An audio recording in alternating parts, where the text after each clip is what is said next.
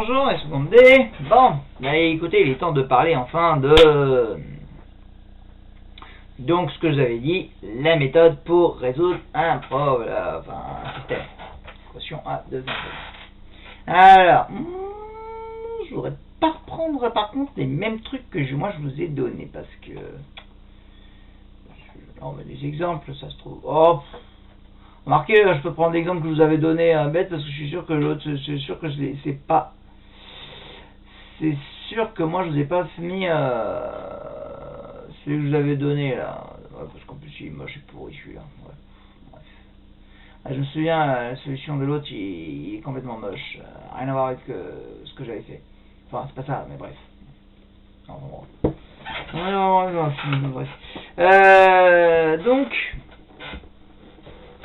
en fait, il y a trois méthodes pour résoudre un système. Alors, une fois, donc, on est dans le cas, attention, où on a une seule solution.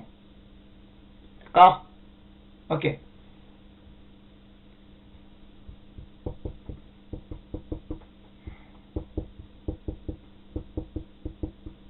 en fait, ce que je vous la montre à chaque fois avec l'autre. Non, on va faire des petits cas. Donc la première, enfin, non pas la première, enfin c'est la dernière. Enfin, normalement, on en donne toujours vraiment officiellement deux. Il y en a une troisième. Alors je commence par la troisième. Qu'on fait vraiment jamais quoi. C'est prime. C'est-à-dire que normalement, on peut mettre les deux équations sous la forme réduite, d'accord? Vous les mettez chacune sous la forme y égale mx plus p, l'autre sous la forme y égale m'x plus p'. Et après, en fait, une fois que vous les avez mis sous forme réduite, bon, ça je vous ai déjà montré, on a déjà fait ça dans d'autres trucs, et on a déjà fait ça même officiellement, même sur Zoom. Une fois qu'on les a mis sous forme réduite, en fait, vous voyez que ça doit être le même y. Donc en fait, comme c'est le même y, et ça doit être le même x, d'accord, pour les deux, et du coup ça fait que c'est le même y, ça veut dire que ces deux-là sont égaux. Donc en fait, ça nous fait mx plus p égale m'x plus p'. Voilà, et ça nous fait une équation à résoudre. Voilà, des degrés 1 à résoudre. Mais bon, pas très recommandé, parce que déjà en général sous forme on va avoir des fractions, donc alors, vous allez avoir des trucs des fractions avec des x, je sais que vous n'allez pas aimer, etc. Non recommandé. En plus, en général, les systèmes sont déjà donnés vraiment comme ça. Alors, déjà, non seulement on fait à l'étape les mettre sous forme réduite, et en plus, une équation qui des fois n'est pas forcément jolie à résoudre. Donc, bon. Ça, c'était la méthode numéro 3. Je vais maintenant avec la méthode numéro 2. Allez, reculons, parce que...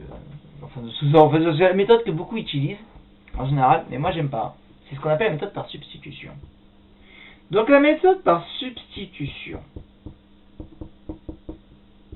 En fait, bon, je dis, bon, on utilise qu'en général, dans nos systèmes, les trucs là, ils sont tous différents de 0, parce que sinon, si y en a un qui vaut 0, c'est bon, j'ai le x et après j'ai le y.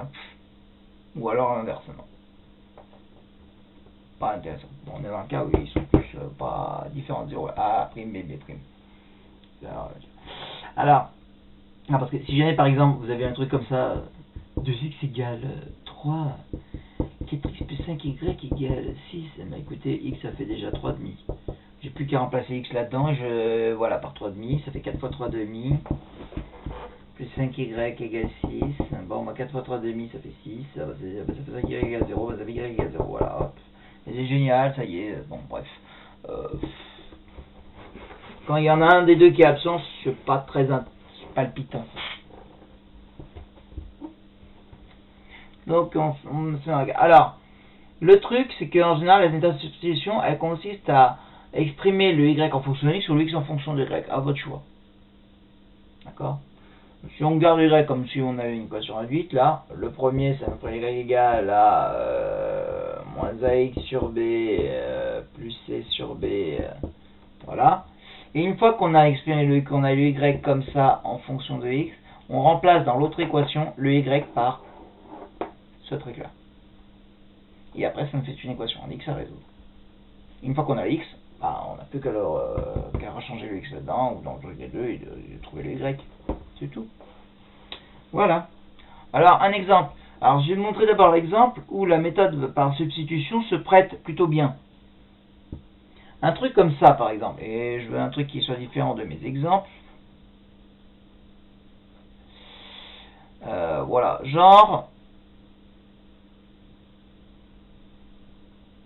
Oui. Moins 3x moins 3x plus y égale... J'ai un truc qui marche depuis là, tant qu'à faire.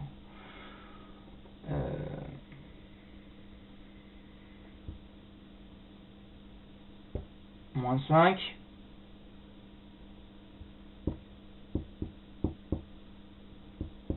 X moins 2y égale... non.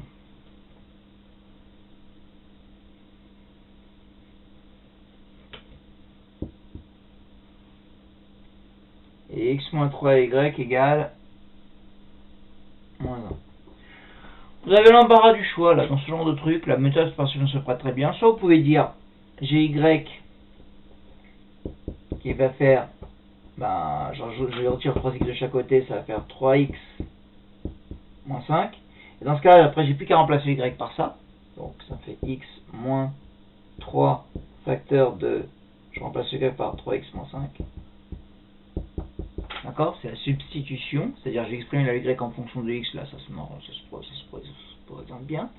Et du coup, quand je fais x moins 3y, là je remplace là-dedans, donc la deuxième, le y par ce truc-là, entre parenthèses. Voilà. Je développe le 3 là, ça fait moins 9x plus 15 égale moins 1. Ça me fait moins 8x égale, alors moins 15 moins 1 ça fera moins 16. On va faire moins 1, je retire 15 de chaque côté, donc moins 1, moins 15, ça fera moins 16. Et donc ça me fera x égale moins 16 sur moins 8, ça fera 2. Voilà. Donc j'ai x qui vaut 2, déjà. Et maintenant si je veux le y, et j'ai plus qu'à remplacer là-dedans par exemple. Hein. Voilà. Ça fera y égale 3 fois 2, moins 5. 6 moins 5, ça fera 1. Et voilà, y égale 1. C'est bon, j'ai résolu le système, j'ai x égale 2, y égale 1. Voilà. La méthode par l'idée de la méthode par substitution, c'est j'exprime l'un des deux en fonction de l'autre et après je remplace. J'aurais pu aussi faire x égale 3y moins 1 et remplacer là-dedans le x par 3y moins 1. Ça m'aurait fait une équation y et j'aurais trouvé y égale 1 à la fin. Et après j'aurais remplacé dans l'autre truc pour tomber sur x égale 2. Voilà, principe de la méthode par substitution. Alors pourquoi je n'aime pas cette méthode et pourquoi j'ai tendance à dire non. Dans un cas comme ça, elle se prête bien. Pourquoi? Parce que regardez le coefficient que j'ai sur x ou y, ça valait 1. Forcément, quand j'ai un coefficient sur x ou y, sur le x ou y, quand j'ai un des coefficients qui vaut 1, c'est là que la méthode par substitution se prête. On va dire. C'est les seuls cas. Est-ce que je vais vous montrer un cas où là, par contre, ça se prête pas? Non. Mais c'est celui que j'avais l'habitude de donner là. 2x plus 3y égale 5. Et 4x... non, attendez voir. C'est pas ça que je faisais.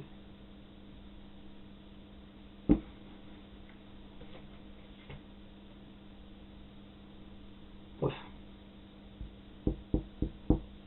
Voilà. Et 7x moins 4y égale 3. Très bien. Bref. Le problème, si vous voulez faire une méthode par substitution, quel que soit le truc que vous allez choisir là, allez, au pire c'est celui-là, ça vous fait 2x égale moins 3y moins 5, et puis je dirais ça fait moins 3 demi 2y moins 5 demi, enfin bref. Parce qu'il est encore là, j'ai lenté parce que j'ai 2, parce qu'imaginez je mets 3, 7, 9, 11, le truc vraiment bien méchant, histoire que vous ayez des fractions vraiment irréductibles comme ça, parce que là je peux vous dire, ah ça fait 1,5, mais si je mets des trucs pour lesquels c'est pas divisible, voilà quoi, 2 tiers, 5 tiers, je vous rappelle que non, 2 tiers c'est pas 0,67, non, c'est 0,6, ça s'arrête jamais. Donc vous êtes obligé de garder 2 tiers, donc vous êtes encore obligé de taper des fractions. Dans un truc comme ça, la méthode par substitution vous amène à avoir à faire des fractions. Work. Horreur. Non. Non, non, non. Voilà pourquoi je ne recommande pas la méthode par substitution. La méthode par substitution n'est efficace que si vous avez 1 sur un des coefficients. Voilà. Comme ça. C'est juste que les coefficients sont compliqués. Tant que je vous donne la méthode number one, en fait, c'est-à-dire qu'en fait, si vous voulez, en fait, quand je dis la troisième, la deuxième, c'est dans mon critère de préférence. C'est la méthode par addition. Alors la méthode par addition, elle consiste à multiplier là et là par un nombre qui fait que les deux vont se retrouver, que vous avez soit sur les x, soit sur les y, vous allez avoir les deux à l'opposé. Et après vous allez multiplier. Regardez par exemple, là sur le y, j'ai 3y et là j'ai moins 4y.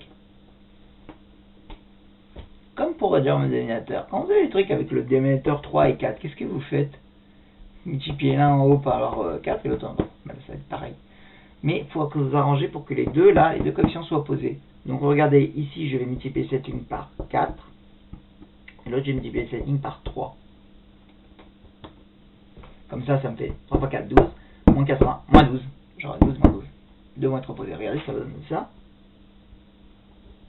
Du coup là, j'ai multiplié tout. Alors c'est toute la ligne qu'on multiplie par 4. Hein. Les. Donc ça fait 8x plus 12y égale 20.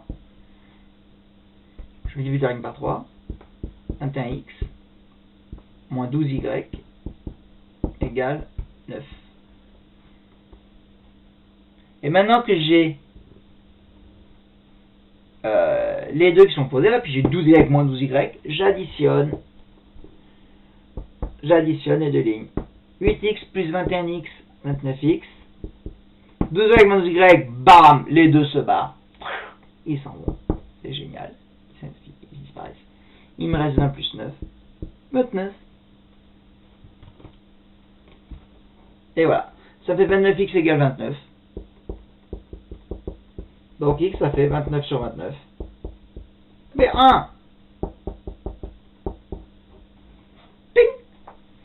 Et après, si je veux le y, je choisis une des deux équations. Je remplace le x par 1. Celle-là ou celle-là. Tant qu'à faire celui où le coefficient sur y est positif, je remplace la x par 1 là-dedans. Donc ça me fera 2 plus 3y égale 5. Ça fait 3y égale 5 moins 2, 3. Et ça fait y égale 3 sur 3. Ça fait 1. Bon, non, et voilà, c'est bon, j'ai y égale 1. J'ai les deux. Alors oui, à la fin d'un système, n'oubliez pas juste la phrase réponse qui est, enfin la solution réponse. Ici, c'est bien de mettre un petit rappel tout à la fin pour dire que vous avez trouvé les deux. Voilà. C'est plus propre. Même si mon tableau n'est pas tant que ça parce que ça part toujours dans tous les sens. Voilà. Alors, oui, vous pouvez aussi. Là, on s'est débarrassé, on a multiplié par des coefficients opposés pour se débarrasser du y. On aurait pu aussi faire la même chose, se débarrasser des x pour avoir le y. Hein, avec la méthode par addition. Et vous voyez que ce qu'il y a de bien avec cette méthode, ce que j'appelle la méthode par addition, c'est que j'ai gardé des entiers partout, tout le temps. J'ai jamais eu à faire une fraction. Sauf si, bien sûr, le résultat, le y était une fraction, ce qui est possible. En ce cas-là, vous allez remplacer par un, mais dans ce cas-là, vous pouvez aussi faire la méthode en je refais pareil, et je vais me débarrasser maintenant des x pour avoir le y. Donc, là j'ai 2, là j'ai 7. Alors, c'est vrai qu'il y a x7, x2. Mais si je fais x7, x2, ça va me faire 14, 14. Donc il y en a un des deux pour lequel vous allez mettre l'opposé. Donc là, je vais faire x7. Et histoire que ça ne fasse pas 14, 14, histoire que j'ai 14 et moins 14, je vais faire x moins 2. D'accord? Là, c'est parce que j'avais un plus et un moins. Ça m'a donné, j'avais multiplié car c'est positif. Mais quand j'ai plus et plus, je multiplie un par positif, l'autre par négatif. Comme ça me les met à l'opposé. Donc, je multiplie cette ligne par 7. Ça fait 14x plus 21y égale 35. Alors là, je dis par moins 2. Donc, attends, c'est un nombre négatif. Donc, quand je multiplie par négatif, ça fait moins 14x. Moins fois moins plus. Donc, ça fait plus 8y. Moins plus moins, donc moins 6. Et j'additionne les x en bon. 21y plus 8y, 29y. 35 moins 6, 29. Et voilà. j'ai le y qui est 29 sur 29. Et je retombe sur mon y égale 1. Donc si jamais vous avez le x qui devient une fraction pourrie, que vous n'avez pas envie de remplacer là-dedans par la fraction pourrie, vous pouvez aussi trouver l'autre. Ensemble, bah pareil. Tac, tac, tac. Et ça, c'est la méthode, voilà, en général, que je valorise. Les seuls cas où vraiment, cette méthode-là, on va prendre la méthode par substitution. Les seuls cas où je fais vraiment la méthode par substitution, hein, c'est quand genre, par exemple, je me retrouve avec un truc comme ça. Moins 2x plus y égale 0, et puis après, bon, 3x moins 4y égale ce que vous voulez, etc. Parce que là, ok, ça fait y égale 2x, et je me prends vraiment pas la tête, je remplace y par 2x, c'est beaucoup plus simple à faire. Ok, là, c'est beaucoup plus rapide. Mais voilà, c'est vraiment les seuls cas où je fais ça. Hein. Où je fais la substitution. Dans tous les autres cas, dès que j'ai pas un coefficient 1, moi, méthode par addition, toujours. Marche tout le temps. 100% réussite. Efficacité 100%. Quand même. Parce que bon, la méthode par substitution avec un truc comme ça, c'est bon. Ok. Voilà. Voilà, je vais donner donc la... Alors, donc dans le cas où vous avez une solution, vous faites la méthode que vous voulez. Je vais donner les 3 méthodes. Je ne saurais trop que vous suggérer celle-là. Quoique, dans les systèmes que je vous ai donnés, j'avoue que il y en a une où l'addition c'est vraiment celle qu'il faut, et l'autre vous pouvez quand même utiliser la substitution. Vous allez voir parce que vous allez dans un cas justement que j'ai cité. Donc j'ai donné 4 exercices comme ça, vous prenez les 4 pour lundi là. Alors dans le cas maintenant où on a une infinité, parce que là j'ai le cas, bon le cas où vous avez quand vous faites le nombre de solutions où il n'y en a pas de solution, on s'arrête là, pas de solution, etc. Le cas où il y a une solution, je viens de vous l'expliquer. Maintenant, dans le cas où il y a une infinité de solutions, vous êtes dans le cas d'infini, c'est-à-dire ça va ça égale à ça, ça va ça égale à ça. La seule chose que vous allez faire, c'est mettre l'équation à droite sous la forme réduite. Bon, je donne par exemple ça.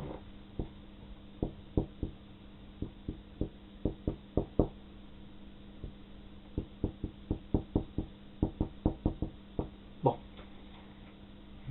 Celle-là, c'est 2 fois celle-là. Donc effectivement, je fais ça fois ça, 12, 12, 30, 30, une infinité de solutions. Et ben dans ce cas-là, je vais dire que je vais prendre celle-là, la première là. 2x plus 3y égale 5. Et ben, je vais la mettre sur la forme réduite. Allez hop, ça fait y égale 3y égale moins 2x plus 5. Y égale moins 2 tiers 2x plus 5 tiers. Voilà. Et dans ce cas-là, je vais dire, il y a une infinité de solutions. Ce sont toutes les coordonnées des points de cette droite-là. Voilà. Les coordonnées des points de cette droite, de la droite d'équation. Y égale moins 2 tiers dx plus 5 tiers. Voilà. C'est tout. Quand on a une infinité, c'est ça qu'il faut dire. On la met sous forme réduite.